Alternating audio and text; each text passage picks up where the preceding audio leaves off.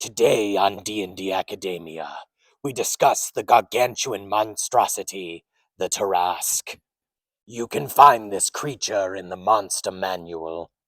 This Titan has a challenge rating of 30, an armor class of 25, and 676 hit points.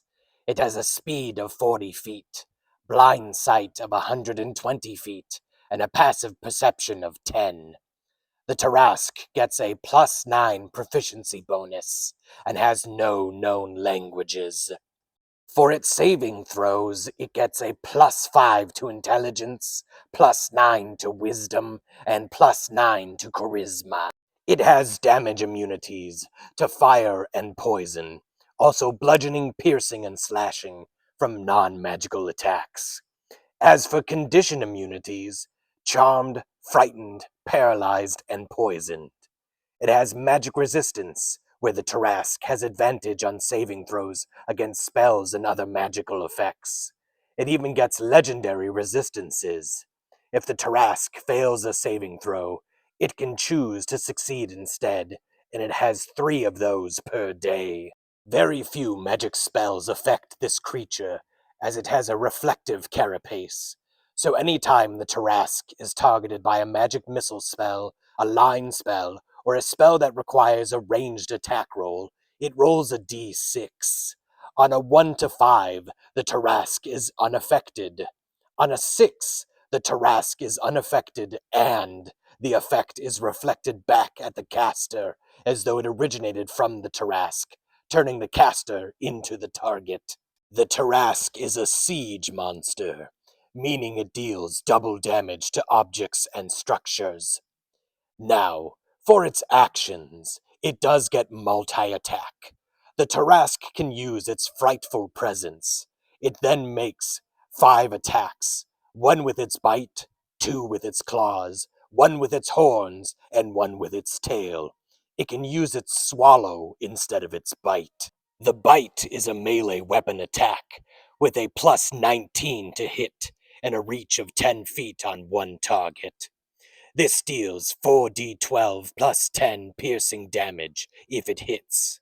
If the target is a creature, it is grappled and requires a DC 20 roll to escape. Until this grapple ends, the target is restrained, and the Tarrasque can't bite another target. The claw is also a melee weapon attack, with a +19 to hit and a reach of 15 feet on one target. 4d8 +10 slashing damage on a hit. The horns are also a melee weapon attack, with a +19 to hit, on a reach of 10 feet for one target. 4d10 +10 piercing damage on a hit. The tail is a melee weapon attack, with a +19 to hit, and a reach of 20 feet on one target. 4d6 +10 bludgeoning damage on a hit. If the target is a creature, it must succeed on a DC 20 strength saving throw or be knocked prone. Now, for the frightful presence. Each creature of the Tarrasque's choice within 120 feet of it and aware of it must succeed on a DC 17 wisdom saving throw or become frightened for 1 minute. A creature can repeat the saving throw at the end of each of its turns, with disadvantage if the Tarrasque is within line of sight, ending the effect on itself on a success. If a creature's saving throw is successful, or the efforts end for it, the creature is immune to the Tarrasque's frightful presence for the next 24 hours. With Swallow, the Tarrasque makes 1 bite attack against a large or smaller creature it is grappling. If the attack hits, the target takes the bite's damage. The target is swallowed, and the grapple ends. While swallowed, the creature is blinded and restrained. It has total cover against attacks and other effects outside the Tarrasque, and it takes 16d6 acid damage at the start of each of the Tarrasque's turns. If the Tarrasque takes 60 damage or more on a single turn from a creature inside it, the Tarrasque must succeed on a DC 20 Constitution saving throw at the end of that turn or regurgitate all swallowed creatures, which fall prone in a space within 10 feet of the Tarrasque.